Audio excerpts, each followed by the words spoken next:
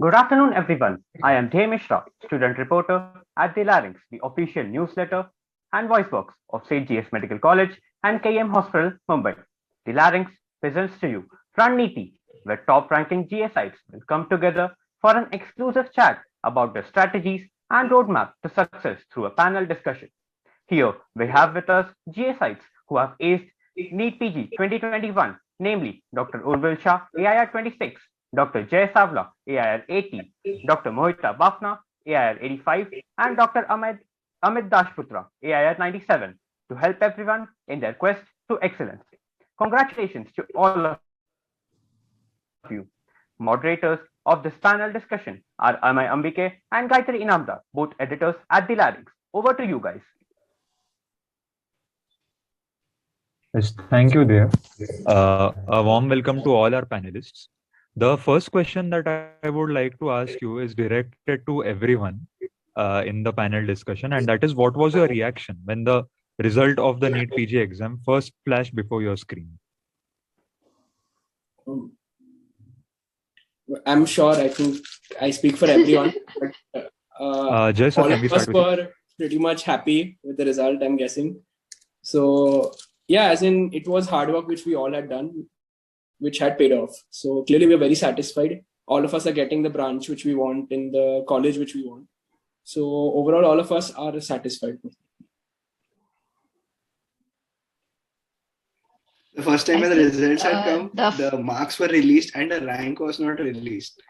So I decided ki if ultimately the thing that matters is rank, so what's the point in seeing marks? It will only lead to more speculation. And I did not know that a tentative rank list had come. So I just said at home ki I'm not going to see the marks because marks don't really matter. So I'm not going to see the marks. And I started receiving calls. My mom started crying on phone. Why are you taking so much stress? It's okay if you don't crack it. No, but don't worry. It's okay. We accept whatever. And I was like, no, that is not the reason why I'm not seeing the rank. I'm just going to see it when it matters. Then I finally saw the rank and I was surprised that I was going to be in top 100. I think same goes with me when I was very surprised because I think people must have calculated the score here, but I was the person who had not calculated beforehand from any sort of like any Dams or Marrow had given their reviews, but I had not calculated, so I was definitely shocked with the score. Urvil, sir? Even I had not calculated the score as such, but yeah, seeing the result, I was really happy. And yeah, as Amit said, we did not get our ranks initially. I just saw my marks, and I was surprised at what rank we were getting. I was quite inquisitive. Like, is this a good score? Is this a bad score? And then finally, when the rank came, I was actually quite happy, and I was really satisfied, grateful, also that everything worked out well. Okay, thank you so much. That was really wonderful. Moving on, we'd really like to know, when did you start preparing for NEET PG, and before the final preparation came to an end, how many revisions did you ideally target? So we'd really like to know that. Jessa, let's start with you. Yeah, so basically, right now, I think talking directly about NEET PG is will not be that useful, because from next year you are going to have NEXT. So then also I will give you an approximate timeline, like what is the ideal timeline which everyone follows. So the trend nowadays, like during our time, the trend was to start in third year, and third and final year you attend classes basically, and in internship you attend test and discussion courses, and you start actually preparing from your internship. And usually when the time period is for 1 year, you have maximum two revisions, first reading and then two revisions. So 3 readings in total, and you give the exam. In our case, the timeline was totally like changed. So it does not we should not tell our timeline because it is quite vague. So the number of, I don't know, I lost the count of how many revisions I had finally, because it got postponed. I was preparing for a Jan exam, then April, then September. So I lost a count. But so basically, if the next is happening after your final year marks, like final year results, so that now the timeline will shift, like it will prepone by a year. So it will start from your second year, basically second or second, third. and then you have to complete your coaching, more or less all the notes and everything by third year. And then the final year more or less will become like the internship year which we had. And then it is a good pattern basically because you prepare extensively in final year for both objective and subjective questions. You are already reading all the major subjects, so it is very helpful. The exam is going to be clinical totally, as we all know. Like the time period, it is a very long exam over a period of 3 days. It is going to be clinical definitely, and finally then you can actually enjoy your internship. So once you are done with your final exams, you have given next one, you are done with the major headache of your life. So then you can totally enjoy internship, attend all postings sincerely, and like find out which branch do you actually like. The right up till today, even now and even the next batch, many people are not decided of their branches right up till the results, and that creates a lot of confusion later, especially you get good ranks when they have all the choices available. So I think that problem also will be solved by next, because everyone will attend internship postings, and then you can have a good idea like what you prefer, surgery, medicine, whatever. So that is it. Thank you. Mohita ma'am, would you like to add something to this? And to this, like I completely agree with Zay, because our pattern of revision cannot let even I lost the count 7, 8, how many other revisions, because all of us were preparing for Jan exam. So yeah, like our timeline will not be able to fit for the next batch. Urve sir, Amit sir, would you like to add? Actually, it does make sense that because the pattern is going to be different, the number of revisions per se does not count. But but the important thing is, of course, to revise. So it is not necessarily about the number of revisions, I would say. It is also about the quality. I agree with the fact that because we had such a big delay that we have read quite a few times, as in we've lost count of the number of times we've revised. But also when you revise, it is not the number, according to me, it's really how you revise and how efficiently do you revise. Because every time you revise or you read again, the objective is to reduce the time limit in which you are doing the studying, and also retain the same information or probably more, right? As in understand more or so that way I feel the quality of revision should be really good. So don't focus on quantity. I think it should be more on quality as well. And I think for the number of revisions, Amit will be the best person to answer. I think because like he had a very good intensity right up till the end. Like we were preparing for an exam which was occurring in Jan, but like me personally, I lost a lot of momentum after April because I was exhausted. So I think Amit can add better here. All the points are more or less covered. I just wanted to add key, like Urvil said, the intensity is inversely proportional to the number of revisions. So if there is high retention from one revision, then the number of revisions can be reduced. So as a thumb rule, I targeted that 8 revisions with 40% retention to 4 revisions with 80% retention. Somewhere in that range, I found my balance for a 1-year exam. But for the way we prepared, that is not applicable.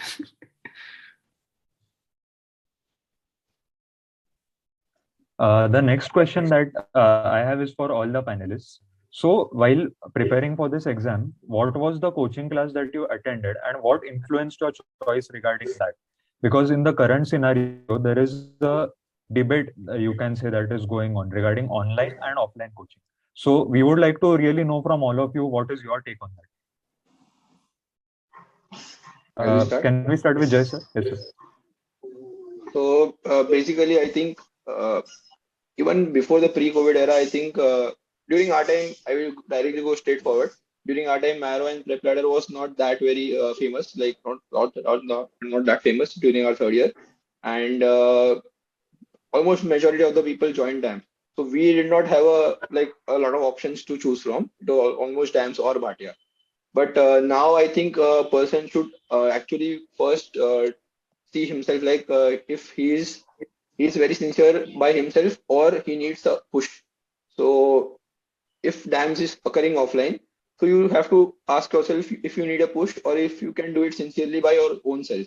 So if someone is very sincere and if you can constantly study every day without anyone forcing him to do it, Marrow is a very good option. especially with keeping in mind the clinical pattern of the exam, because Marrow is more exhaustive than DAMS. And someone like me, who requires, who will not sit for 12 hours if not forced to. So then DAMS offline becomes a better option, because then you know कि तुझे करना ही है, so then you will sit there. And because so many people are studying together, taking notes together, attending the classes together, then in that sense also you, even if you don't want to, you will do it. Because in the entire preparation, the most difficult and the most boring part is making notes, especially for those who have their concepts already quite clear after their second or third MBBS, because it sometimes becomes a little frustrating to already write what you know. Thank you. Can we go to Mohita, ma'am? Yeah, so I think I feel कि attending lectures is important in third year and final year, because that's when you'll go and write. Varna you will not study. Somebody has to push you, is what I feel. Marrow, on the other hand, I feel Marrow videos are too exhaustive. There a lot of things are covered, and DAMS in fact gives a very concise thing. So I would prefer DAMS offline in final year and third minor. But for internship, I feel TNDs are preferred online, because you can fit them according to your schedule. Because we were working in COVID, and of course the next batch also was working. So it's better to have an online thing where you can watch it whenever you want to. But of course, then you have to have the determination to complete it. All the lectures, TNDs and the DVTs. And Marrow app videos, I think they were too exhaustive. So I only used them for solving MCQs and GTs, because I was studying from DAMS.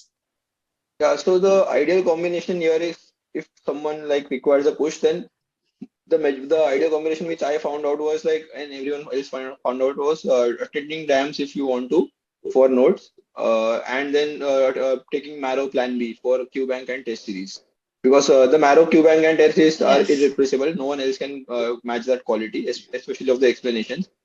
And also the main trend now will change, is because next is going to be a more exhaustive exam. You need to have more content than what we had. So I don't know what will be the trend now. It's going to be a personal choice at the end of the day.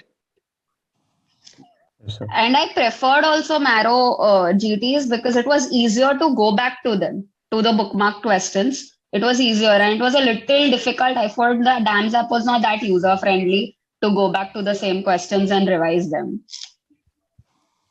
Okay, ma'am. Can we shift to Urvil, sir? So I also did DAMS in third minor and final year. I made my notes. So actually, I feel a combination of offline and online makes the most sense, because so in third minor, third final year, when you're with everyone, all of us, pretty much, I did not decide I want DAMS, Bate or Marrow that time. Everyone was joining DAMS. So actually, that's why I joined DAMS. I had no specific reason to do it.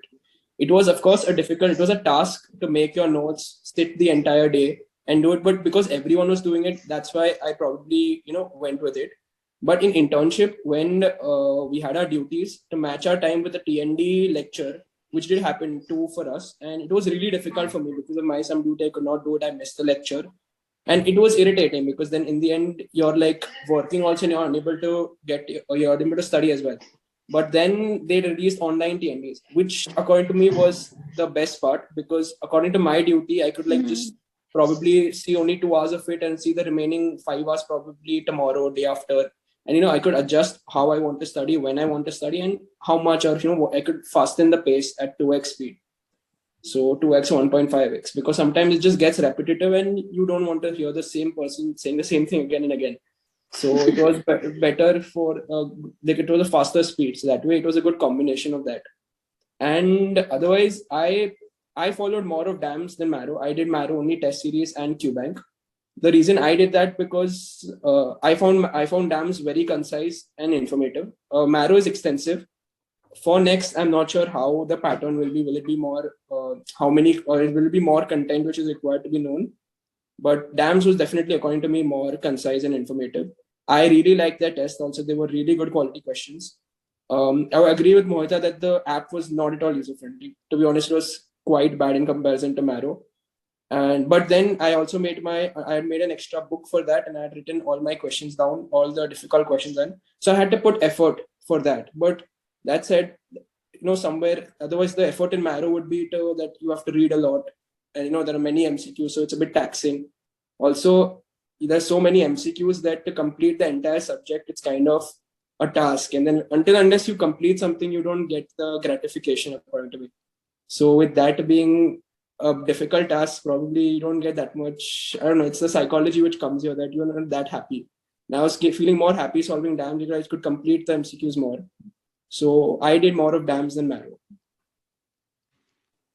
Okay, sir. And lastly, Amit, sir, if you would like to add something to that. Dams for live classes, because live classes were more engaging, and CBT for dams was more real test simulation. Marrow GTs are used more for home practice, but the simulation of exam atmosphere was better for dams. Marrow definitely for question banks and custom module feature. So that was my solution. And the last point I want to add here is the one thing like the advantage Marrow gives over dams during a preparing phase, like the note preparing phase, is you can adjust your timetable according to your postings in second and third year. So if you are going to medicine postings, you can study medicine in those 2 months, complete all the subjects, all the chapters. If you take dams, you won't have that luxury. You will have to attend whatever is going on in dams and separate what is going on in the postings. So that becomes a headache sometimes. Like if you have an end post or anything, and you want to study medicine, but then you have to go to dams and to study in another something else that way. So that advantage Marrow gives it to you, and also for your there are some topics for which we don't require someone to teach us. We already know them. So in Marrow you can skip those topics. Dams you don't have a choice. You have to sit there even if you know it. Okay, thank you so much. Thank you so much. I'm sure that will help a lot of people. The next question is quite interesting. How has GSite helped your preparation towards this exam? Jessa, let's start with you again. Pardon me, I could not understand. How has being a GSite helped you in your preparation for NEET PG? Is there something that comes to your mind? Like at the end of the day, it is a race, and GS is the epitome of races, the entire MBBS. So if you are winning in GS, you will win all over India. That is the conclusion. Mohita, ma'am, would you like to say something?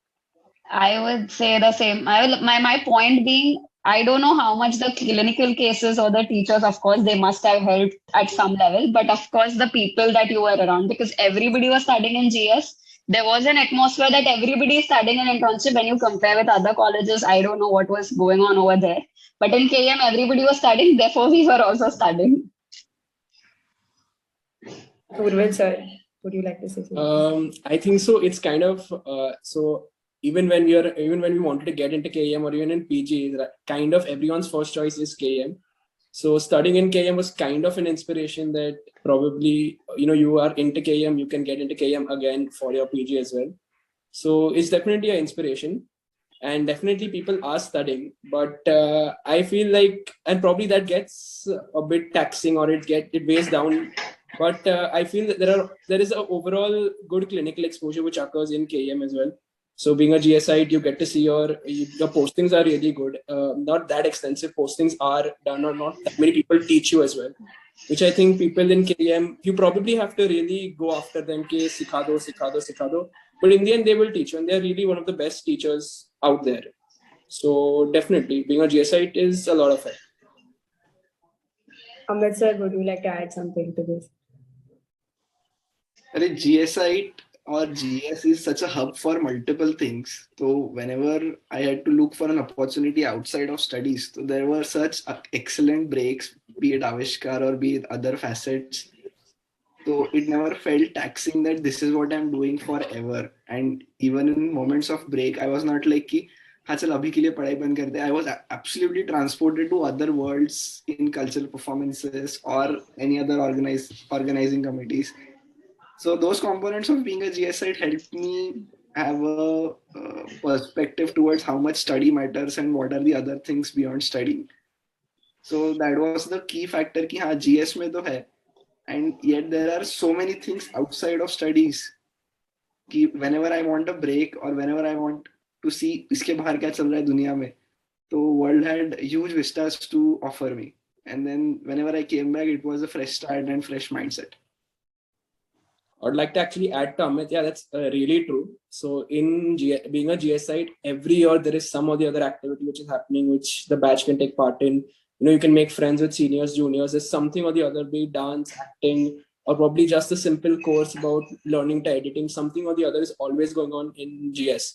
So that's a really good break for anything. So it's actually a really, like, it's not just, and people who come to GS also are really different. They just don't study. They are really good at various things, and you can learn from them regarding those things, which I feel in the future does help you. Yeah, and also like I would add one more point. So there are basically the point which they both mentioned, that you get all kinds of people. Like you have any interest and you name it, and you will have a partner in GS who will be equally good at it. So you will always have company for one or the other activity. You will never fall short of company. And the second part I wanted to say is also that with keeping in mind that the next exam is going to be clinical and you have to pass the next two, which is going to be a practical exam.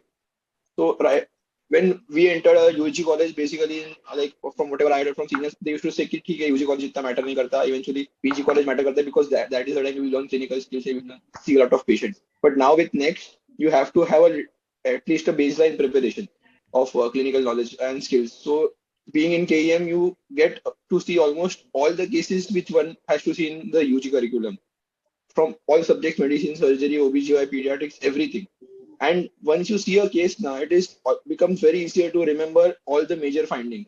So like I will just give an example. In internship, I was collecting samples and I was very tired at the end of my shift. And suddenly at the end of the shift, one of the residents was discussing a case. So I went there and he asked me कि इसको aplastic anemia है and we are going through the differential. So what can be the differential? This is not like technical, but I'm just giving you an example.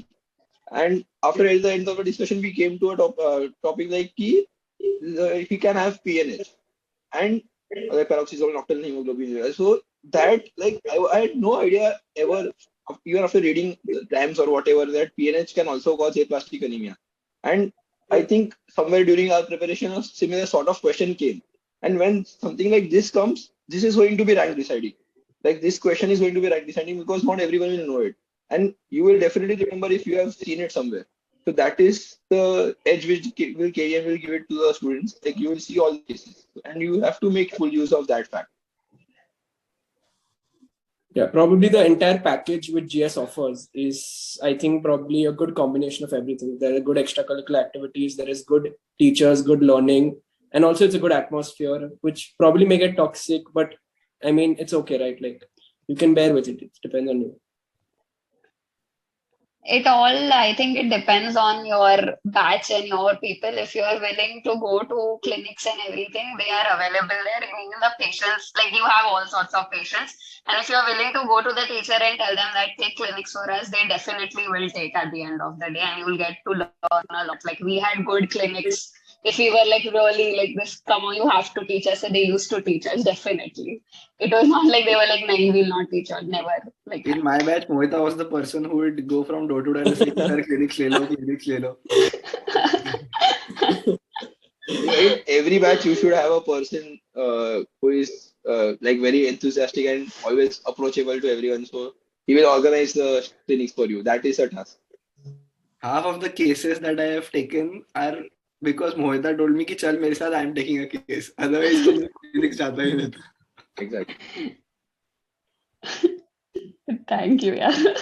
Thank you so much. We move on to the next question. The next question that I have is for Mohita ma'am and Urvil sir. It is regarding what are the difficulties that you encountered during your preparation for NEET PG? Difficulty is, I would say it is definitely time management is, I think, a very important thing, because there are 19 subjects and people say you have to revise these many times, or you should revise these many times, you have to give GTs, you have to give MCQs. So yes, somewhere down the line, time management is important. And also it is kind of to evaluate a cost benefit ratio, like how much time to give which subject gives you the most output, or in terms of getting a good score. And understanding that, and then to finalize your final revision or amount of time to put where is kind of a difficult thing, or it takes a lot of time to understand how to do that, or where should I put time. There'll be days when you will probably do a short subject in a day or two, and there'll actually be days when you take a short subject a week because you're just bored reading about it. So I think just continuously going through the process of revising and doing your duty, and and somewhere in the middle taking a small break, and probably managing your time exactly with internship or with your studying is, I feel, a very important, and it's a difficult thing to do, but it's a manageable thing. Like, you just have to work hard. You have to just continuously read, continuously revise, have a good psyche in your head that you can do it. And yeah, I think it's manageable that way. I would like to add the most difficult part for my preparation was the discipline. The discipline to study every day, and the discipline to keep going, and also the discipline to make my notes concise. For every revision, I had this thing that I have to make my notes concise, smaller, like lesser and lesser to remember. And it was a task, but I think that was the most important part of the preparation. Jay sir and Amit sir, if you would like to add anything to that.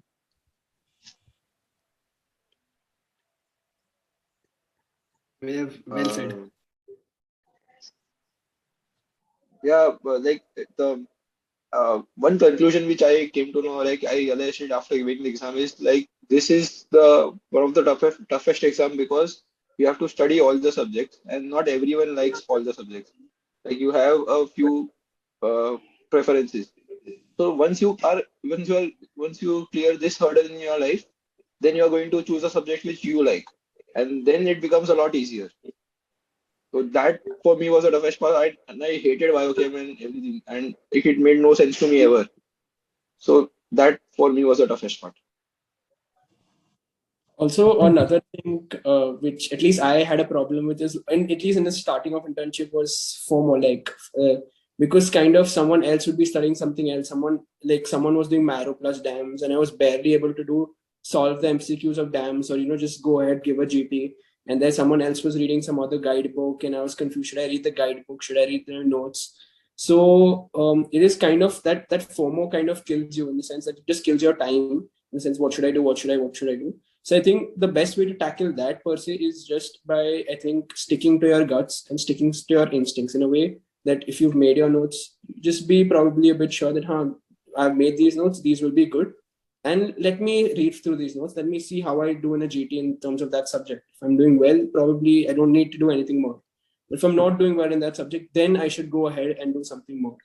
So in that way, you can save your time as well. Thank you, sir. That is a great insight.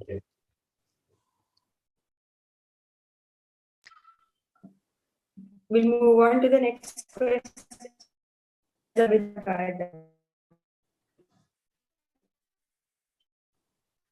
Hello? Yeah. We'll move on to the next question. We really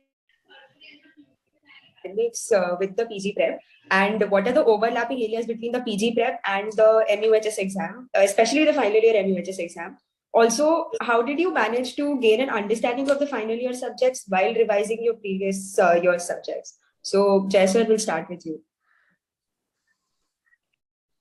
Pardon me, I missed the first part of your question again. How did you manage or balance your PG prep with the college academics, with the MUHS exam preparation? Yeah, so this is a very good question now, especially for the people who are preparing for next, because you have to prepare along with the second and third year, not during internship. During internship, you don't have the stress of MUHS exams, and you can only focus on MCQs. But now that will not be the case. So, like I said before, the main thing will be to balance, to go with the postings, your MUHS exams, and what you prepare for next together. So if you are in second year, you are going to have ENT ophthalm and PSM in the next coming year. So first finish with that, and you are going to have your ENT ophthalm postings in second year, more or less. And then when you have your medicine postings in second or third year, start with medicine during that time only. So you see the clinical cases, you read your textbook, and you see the videos of Barrow or DAMS, whatever you choose. And then you finish the medicine subject during those 2 months or 3 months of postings. because we tend to waste a lot of time in posting. Like there are 2 months of medicine posting during the first and second rotation, as far as I remember. And people tend to feel कि ये बहुत लंबा time है, but actually if you want to finish a subject, that is a very good time. And from whatever I am seeing, I think that will be the best way to go forward if you want to get a good rank in next. If you just want to clear next, you don't have to be so extensive. If your target is just to clear next exam, but if you want to get a good rank, I think you have to put in a lot of efforts in second year, right from the second year.